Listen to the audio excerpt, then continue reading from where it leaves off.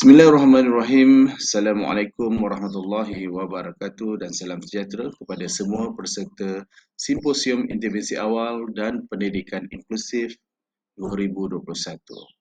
Saya Cikgu Nur Azmidi bin Ismail, merupakan guru pendidikan khas di Sekolah Kebangsaan Bukit Beruang, Melaka. Tajuk pada hari ini yang saya akan kongsikan iaitu Mobile Game Speedline Mad Adventure membantu murid pendidikan khas menguasai asas nombor semasa pandemik COVID-19. Sebelum ini, kita lihat seluruh dunia dan juga seluruh Malaysia, terutamanya guru-guru pendidikan khas menghadapi cabaran iaitu mengajar murid-murid pendidikan khas PDPR di rumah. Jadi, melalui PDPR ini, saya mengambil satu inisiatif yang baru, yang sesuai untuk anak-anak dengan menghasilkan satu permainan mobile game. Speedline Mad Adventure for Special Education merupakan satu permainan mobile game yang berfokuskan kepada subjek matematik, yang mana saya menggunakan VAK learning style, visual, auditory dan juga kinestetik.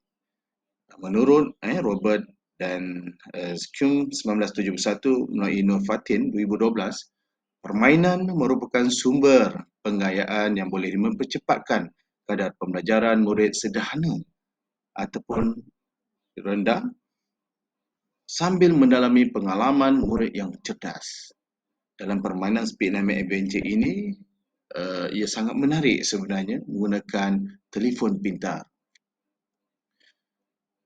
Merujuk kepada penyataan masalah sebelum permainan ini dihasilkan, ya memang sudah tentulah murid kita ni, murid pendidikan khas, boring. Kalau saya tanya dalam kelas, mereka boring lah cikgu, penat lah cikgu, nak belajar, tengok WhatsApp, video dan sebagainya. Ada yang kalau kita nak buat Google Meet, murid tidur.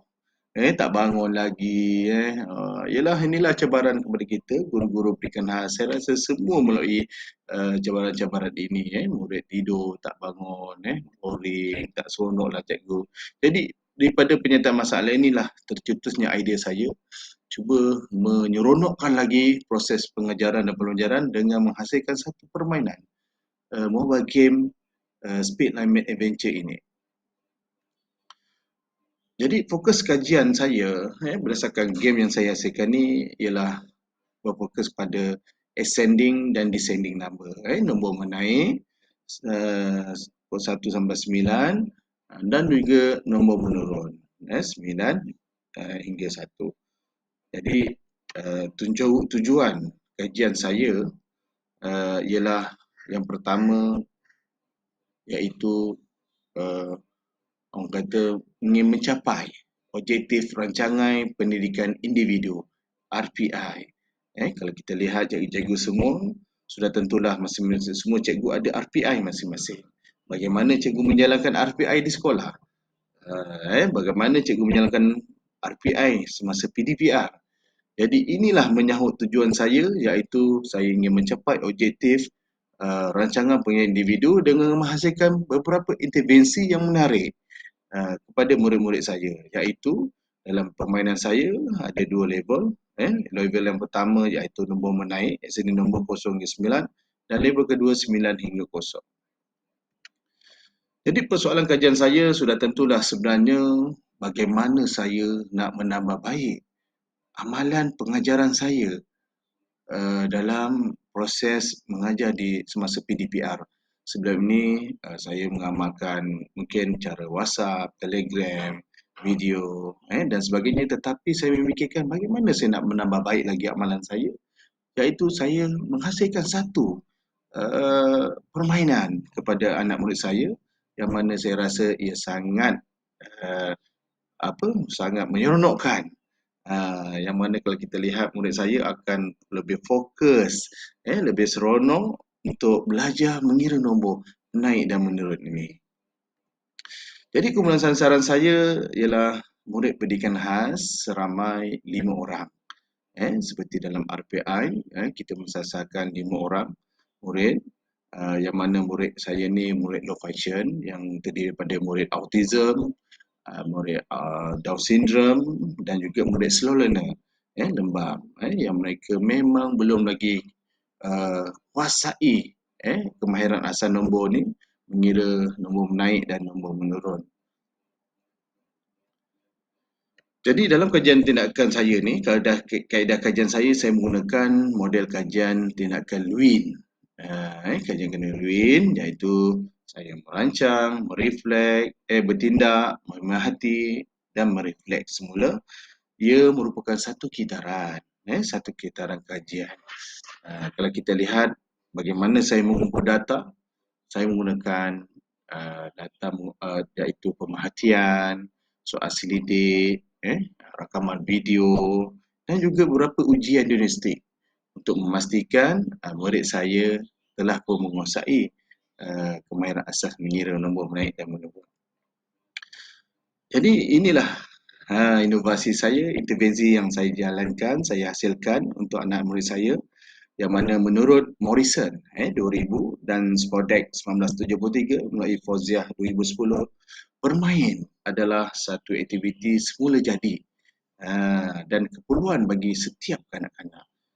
Jadi marilah kita saksikan permainan inovasi daripada guru pendidikan khas kepada murid pendidikan khas yang dinamakan Speedline Math Adventure for Special Education.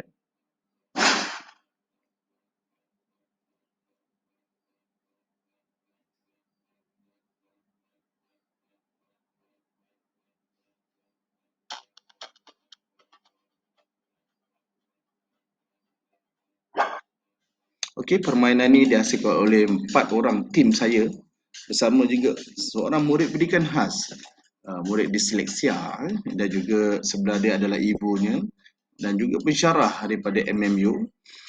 Bergabung. Kami bergabung sebenarnya untuk menghasilkan satu game yang very interaktif dan sangat sesuai untuk anak-anak pendidikan khas.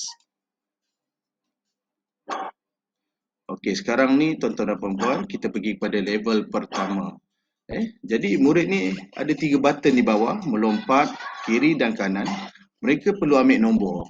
Nombor 1, nombor 2, kemudian tu teruskan perjalanan. Nombor 3, kemudian nombor 4, mengambil belian tu sebagai mata ganjaran. Nombor 5, nombor 6, nombor, kemudian teruskan lagi lepas nombor 6, dia akan teruskan lagi untuk nombor 7. Inilah cabaran-cabaran, banyak lompat lah. Jadi murid-murid lebih seronok sebenarnya lah bila bermain game seperti ini. Nombor 7, nombor 8 dan nombor 9. Kemudian tu letak ke kunci, saya letak ke kunci. Kemudian tu mereka kena pilih jawab soalan yang tadi nombor menaik tu. Yang mana satu? Okay, dia ambil kunci nombor menaik tu, kemudian terbukalah satu rumah untuk mereka teruskan perjalanan ke level 2. Mari kita saksikan level 2, nombor menurun pula. Okey, bermula nombor 9. Nombor 9. Kemudian tu diteruskan. Ada rintangan seekor kucing musang ni. Kalau kena boleh matilah. Itu cabaran lah. Tapi dah biasa main, murid akan biasa dia pandailah nak melompat tu. 8, kemudian tu terus lagi perjalanan. Nombor 7. Kemudian tu nombor 6 pula. Tengok, mereka bukan hanya mengambil nombor tetapi dia collect belian lah. Dia ambil belian tu sebagai tambahan mata lah. Okay. Permainan ni saya tak letak sangat cabaran-cabaran supaya mereka tak kejap-kejap. Kalau saya letak banyak cabaran duri dan sebagainya, kalau mereka main takut mereka cepat mati dan cepat tension. Jadi permainan ni saya ringankan sikit, mereka melompat saja. Ada sedikit je saya letak 2-3 ekor musang supaya mereka lebih rasa mudah, seronok. Yalah anak low function kan, kita nak bagi mereka gairah dulu bermain, membilang nombor secara menaik dan menurun. Okey, dah habis nombor kosong, collect nombor, kemudian tu dia pergi ke gate yang kedua. Milik dia orang kena ambil kunci nombor descending number. Alright. Kemudian tu mereka masuk rumah. Andai kalau kata kunci tu silap, mereka kena main balik semula. Okey, kita pergi pada level 3. Okey, level 3 ni dia dua sekali, nombor menurun dan nombor menaik kita gabungkan sekali. Jadi perjalanan dalam permainan game ketiga ni storyboard dia panjang sedikit. Panjang sedikit dan agak sukarlah nak mengambil nombor tu. Okey, kemudian tu teruskan permainan nombor 5. Okey, susah sebenarnya, cabaran sikitlah tu yang kita namakan Speedline Mad Adventure, tapi seronok sebenarnya. Kita letak cabaran tu, tu halangan lah, katak tu kalau kena boleh matilah. Tapi seronoklah anak-anak bermain ni. Saya lihat mula-mula mereka rasa macam sukar, tapi dah main 3-4 kali mereka rasa seronok, mudah. Okey, kosong, dah habis kosong, ni nombor menaik pula. Kosong. Dalam track yang level ketiga ni kita gabungkan nombor menaik dan menurun sekali. Jadi perjalanan dia panjang sikit lah. Okey. Okey, pintu guru nak buka. Okey, kemudian tu teruskan perjalanan. Tunggu pintu guru buka tu kan. Okey. Alright, teruskan 6. Okey. 7, 8, 9. Okey, dan akhirnya dah habis nombor, mereka akan pergi ke level ketiga, memilih. Okey, soalan dia pilih yang mana nombor tertinggal. Kalau nombor menaik yang mana satu? Lepas 1 0 1 2 3 4 5 6, okey. Kalau nombor menurun yang tertinggal tu adalah nombor apa? Nombor 3. Okey, dia lompat ke nombor 3. Tak kena kena setting betul-betul lah. Okey, selesai dan mereka berjaya ke 3 level. Sangat simple permainan ni tetapi seronok. Tetapi seronok, murid saya pun fokus mereka sangat tinggi dalam permainan ni. Alhamdulillah.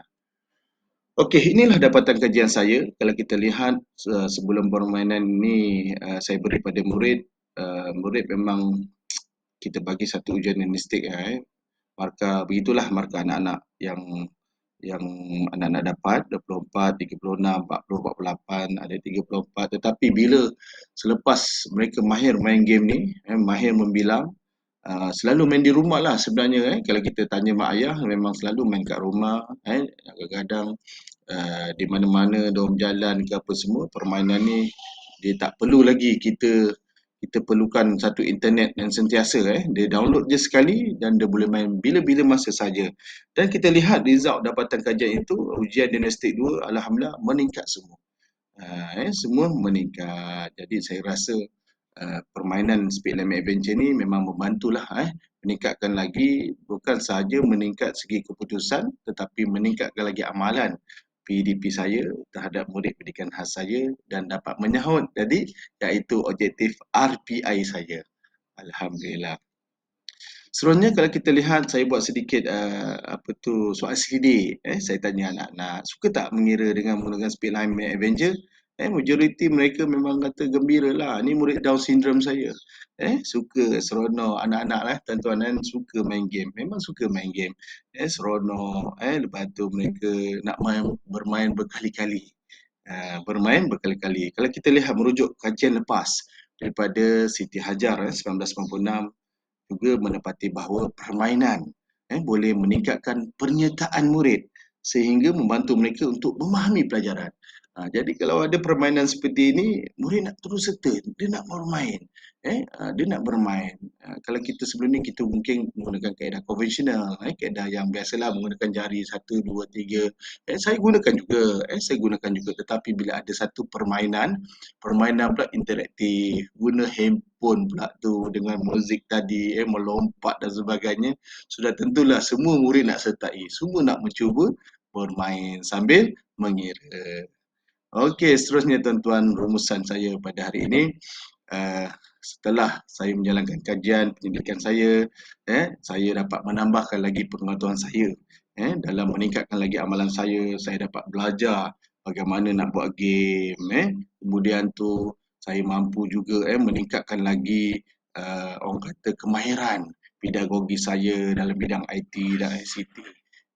Jadi saya rasa permainan Speedline Mad Adventure ini sangat membantu anak-anak murid pendidikan khas, terutama anak murid yang low function dalam menguasai kemahiran mengira, menaik dan menurun. Jadi sampai sini saja perkongsian saya, semoga memberi manfaat kepada semua peserta pada hari ini. Sekian, terima kasih. Assalamualaikum warahmatullahi wabarakatuh.